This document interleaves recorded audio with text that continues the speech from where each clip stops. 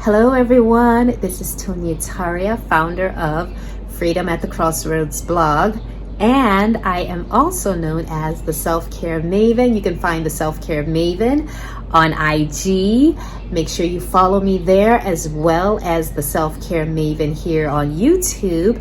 And yes, as promised, it's all about skincare today. Actually, DIY skincare.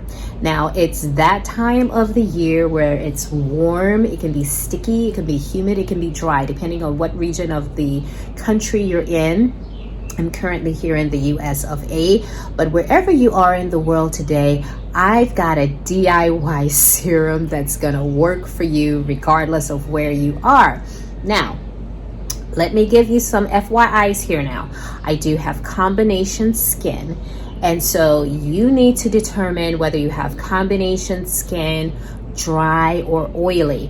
And depending on which category you fall into, you might want to add this ingredient, a basis of, for me, because I'm combination skin, I use as my base, I use grapeseed oil, and this is the version I use. If you click on the link in the at the bottom of the video, that will take you to my Amazon link, and you can just get yours, order yours from Amazon right there.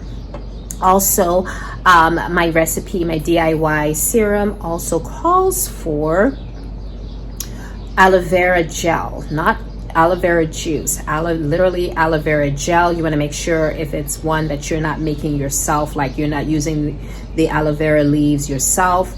You want to make sure you get an organic vegan version of it. This is the brand I like to use, and I should have a link at the bottom too where you can get this or choose another variety of your own choosing from the internet or your local store.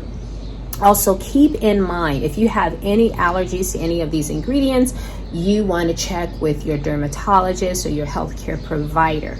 Now, my serums are DIY. Why? Because I have diva skin.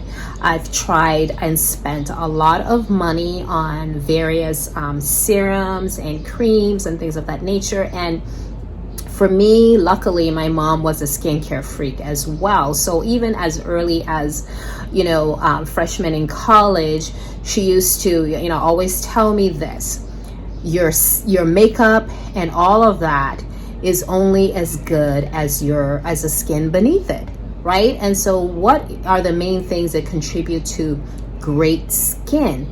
It's what you eat, it's hydration, and genetics plays into it too from time to time, depending on what's going on with you hormonally.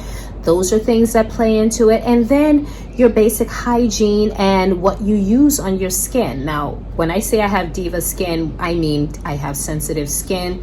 And so some product lines, whether it's high-end or, grocery store versions or what have you, I have had reactions in all categories. So for me, it hasn't, even some of the most expensive department store brands, I just couldn't use them because of the ingredients. And then the more I did research on my own, for me, I found that additives played a huge role in the reactions my skin would have in terms of acne and things like that, or even hormonally, depending on what time of the month. And ladies, you know what I'm talking about. So when I say DIY skincare, hey, that is a thing for some of us. Now, I do use a couple of brands for skincare. You can see my skin, no foundation. I use, when I run out, sometimes I like to DIY. Now, when it gets warmer, I use less department store or, brands out there. I tend to whip up a batch of my own, DIY serum. And I have found these ingredients to be awesome.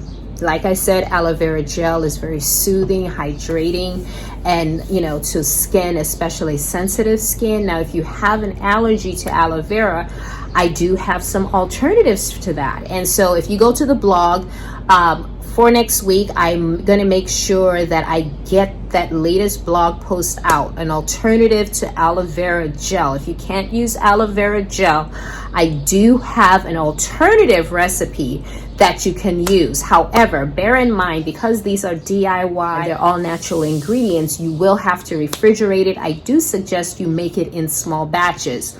Sometimes it doesn't seem all that practical, but yeah, you do need to make it in small batches because there are no preservatives in any of this. And I like to keep it that way because that way I know what's on my skin. So if, for some reason I have some kind of reaction, I can start weeding out things and I know what the deal is. So all you need for grapeseed oil tends to work for a lot of skin types, even if you are oily, or you can use sweet almond oil too as your base. And so to make enough for like 3 to 4 days, this is my little container. And what I usually do will like measure out 3 to 4 tablespoons, full tablespoons of that oil.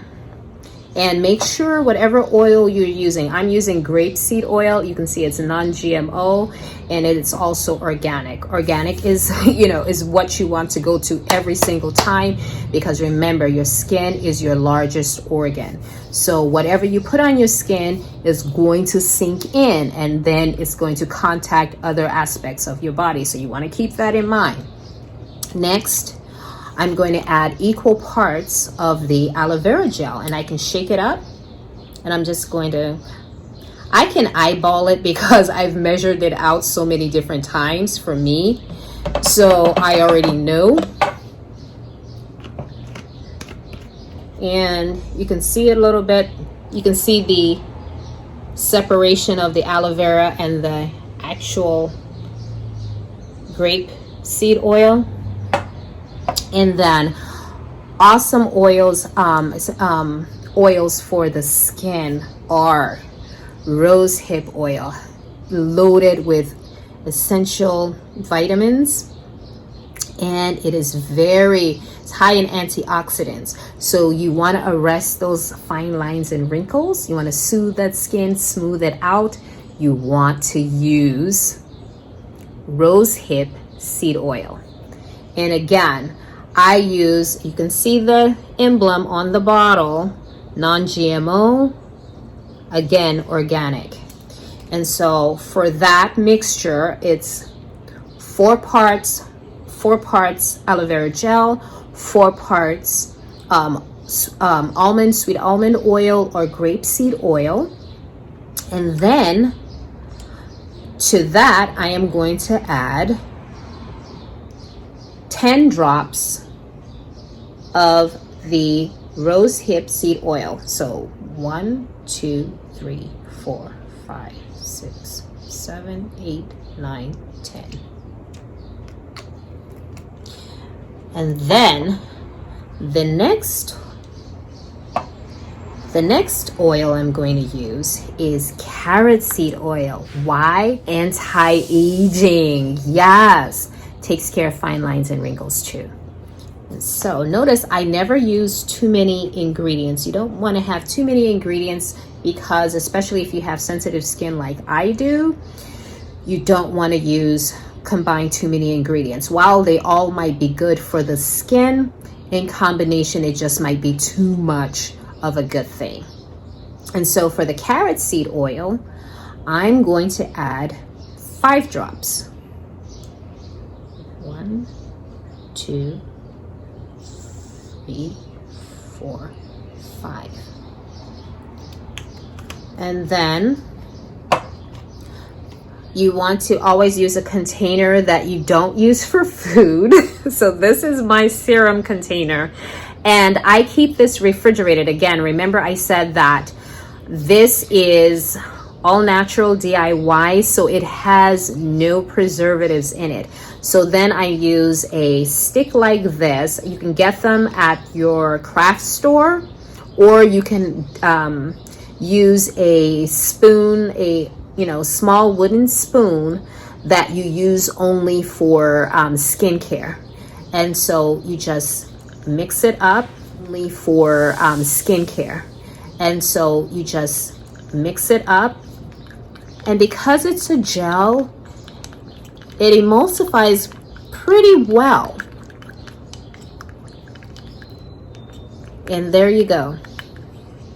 And all you have to do for the entire face, you can use half a teaspoon. For just work it into your face and into your neck. You just rub it in your hands. And one of the benefits of this, it's so cool and refreshing, especially on those hot summer days. And then all you're gonna do, put it in your hands, work it your entire face, massage your face up and over like that, swoop and gently tap under the eyes.